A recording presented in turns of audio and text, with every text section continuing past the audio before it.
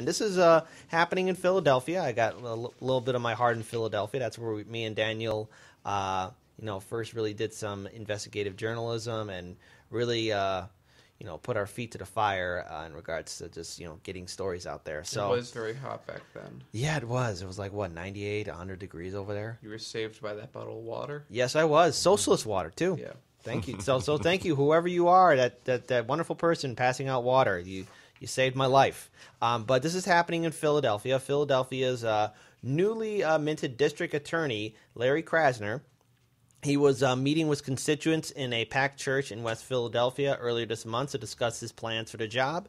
And this meeting, it was pretty unique because he was talking to all of the local civic leaders and everyone there, including like high-ranking community members, about what kind of policies and platforms will he implement should he be elected. And he's making good on his promise to revolutionize the job of district attorney, and in the process he's offering an experiment in justice reform at the municipal level, and perhaps maybe this could be done as a study for a case to use on a national level. So basically, here's what he was doing. He sent a memo to his staff, according to the article, basically indicating that he is going to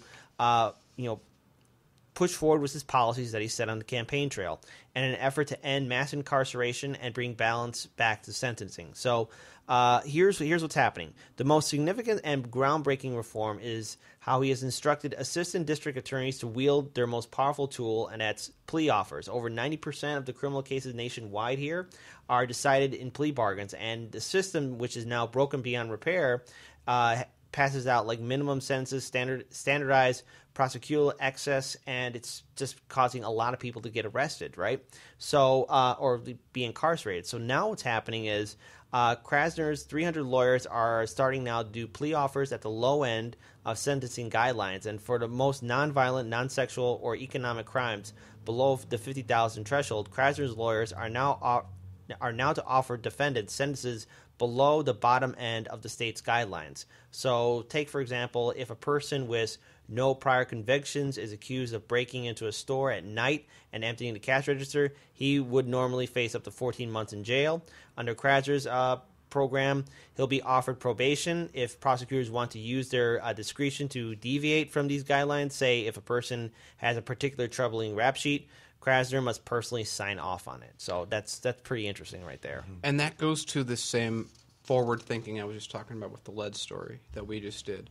That you have this guy, okay, so what is the cost to the economy, to a community, to a family of someone going to prison? It's very high, not to mention the cost of actually housing them. But there's also prison. more. But there's also more, because this is very interesting too. He's also, Krasner's lawyers are now basically going to decline charges for marijuana or cannabis possession, no matter the weight, effectively decriminalizing possession of cannabis and cannabis-related materials for the city for all non-federal cases. And then as for sex workers, they will not be charged with prostitution unless they have more than 2 priors, in which case they'll be diverted to a special court. And that's something pretty interesting there too. I mean, let's face it. Cannabis is being accepted nationwide. People are in favor of it. Democrats, Republicans, independents. Look at the state of Colorado. They have a budgetary surplus. Look at the state of California, Washington, and Oregon. Their economy is growing. The fact that we have, Jefferson Beauregard Sessions III, wanting to reignite the war on drugs, specifically on cannabis. It goes to show you the backward thinking of this ridiculous war on drugs. And like I was just saying, think of what is the cost. Okay, so you have this giant prison industrial complex, which effectively makes the U.S. a slave country by the way that they operate in the loopholes in the amendments. It's free labor. Look at the prison industrial complex. Well, that's what I'm saying. Think of how much does it cost the U.S. to put so many of its people away for so long. We've estimated that it's about $5 an hour per person to be in prison, and it varies from prison to prison. But $5 an hour for that many people, I mean, aren't Republicans really tired of the welfare state? I mean, this is enormous. It's growing faster than the school budgets do. And what is the result of it? You have the normal result that you see with normal prosecutors is, well, we're just following these guidelines and we'll put you away for 40 years. How much money is that going to cost? How much money does that take away from taxpayers? Again, you take someone away from a family that they have. If they have a family and a community, and you rip them out, and then that has ripple effects there. You have, again, productivity that you didn't retrain them into being able to do. It doesn't solve the issue of someone not having a sustainable way to live and a mentality that lets them do that. It just hardens people. So if you put someone that smokes cannabis in prison for half a year, well, who are they hanging out with for half a year? Who do they have to survive for half a year? Are they a different person when they come out? How does that affect their life? And so what this guy is doing, ostensibly, is he's tweaking and improving the long-term outcome of his state past when he's in office. Because it's clear for someone to do that they're not trying to sell out the small surpluses they get every day. They're letting them grow, in a sense creating an old-growth forest rather than growing trees for 10 years just to cut them down.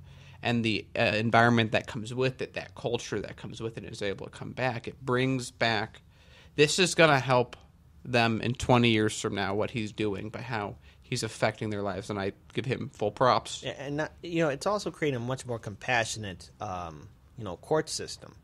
The system that we have right now is, you're guilty, especially if you have possession of cannabis on you, and if you're a person of color, well, then you're really out of luck, because the prison industrial complex mostly targets minority communities, working class communities, and most of the jail population here in the United States are African American, Latino, or other. And it's just starting to get really disgusting that here, this great bastion of democracy, of pulling yourself up by the bootstraps, that you could make yourself into anything. You have a prison system, a law system, and a court system that just jails you right on sight. And remember, if you are jailed, you lose about 3,000 rights as an American citizen. Yeah. No one's going to hire you because that's what everyone's been trained to do. But if you're a large corporation or a bank, especially in 2008, and you crash the economy, you're too big to fail, too big to jail, and you get a little slap on the wrist and a golden parachute. Yeah. So it's okay. Since we're talking a little bit about prisons and incarceration and as it relates to cannabis, another story I saw this week was a big push from cannabis rights groups to do what we were talking about a few weeks ago, what they're doing in San Francisco, right? Expunging the past records of people who had been incarcerated for cannabis usage now that the state has recreationally legalized it. So these cannabis advocacy groups are reaching out to states that have recreationally legalized cannabis and basically demanding expunge people's records.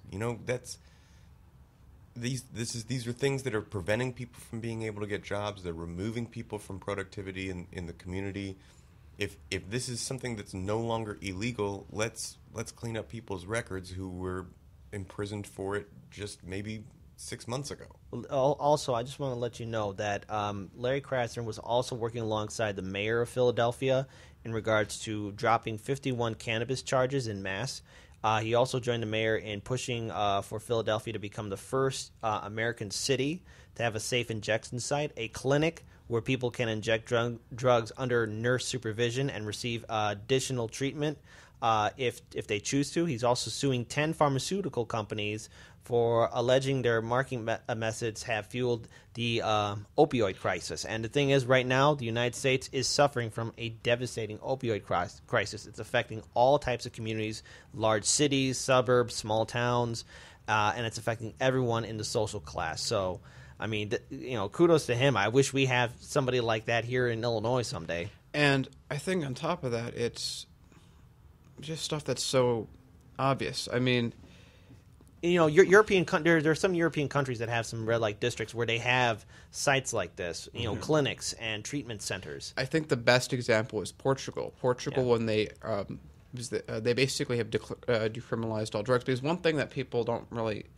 get is that if it's criminalized and you have an addiction, you are talked to by the police. If it's decriminalized and you have an addiction, you're talked to by medical staff, right? Which is enormous in its impact. And so with these safe, a huge proponent of these type of ejection sites, because you look what happened with Portugal. Since they started doing those, they've never had someone overdose in and die in those clinics, because when they want, as they put it, they'll give you as much heroin as you want as long as it's not enough to overdose with.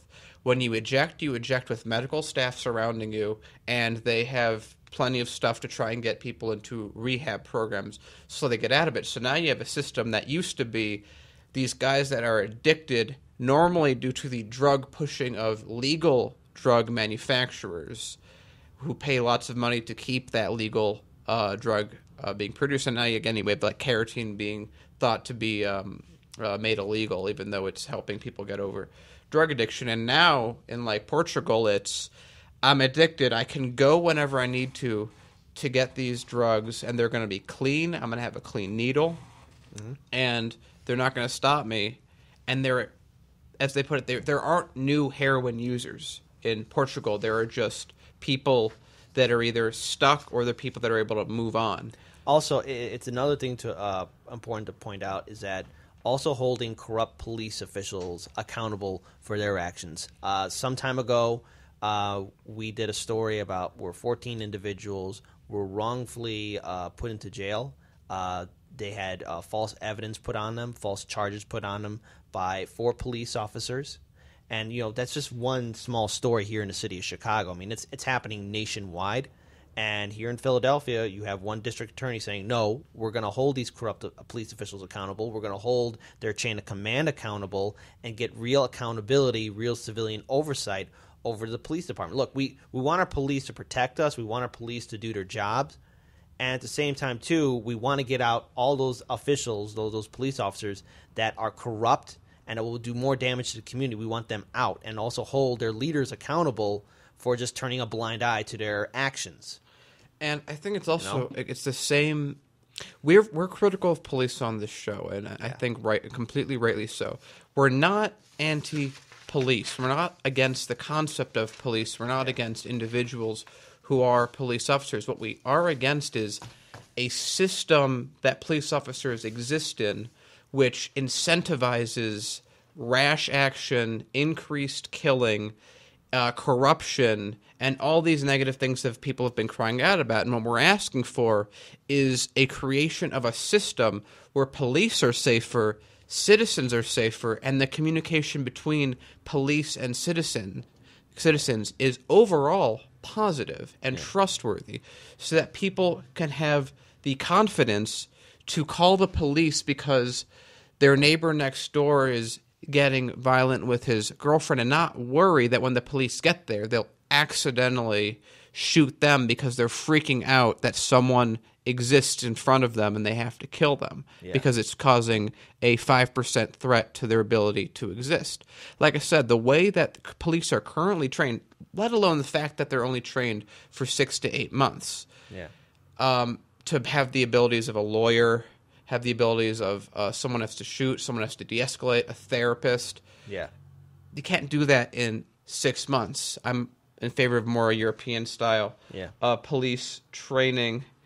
But beyond that point, police that don't need to put themselves in such risk if they're trained better, if the ones that are harassing the community don't spread that because of codes of silence. If people can trust the police, going back to that original example, if people can trust the police that they can call police and they will take care of a situation without killing someone, that redefines how the interaction within the community occurs. And what we've been asking for is, let's do that. Let's have accountability. Let's have if justice. Someone's, what they say, it's a few bad apples where they don't ever finish that sentence, which spoil the bunch. Yeah. If you take away the bad apples and you punish them for what they do, other police will react to that. Because right now you can shoot someone and say, I was scared, and they're like, yeah, that seems legit. Well, at least in Philadelphia, you have one district attorney that's trying to bring in reforms, and if he's successful, which I hope he is,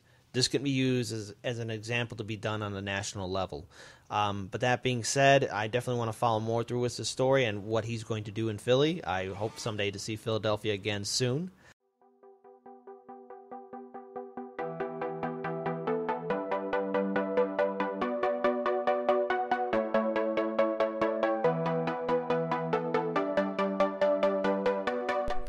You're watching Hard Lens Media.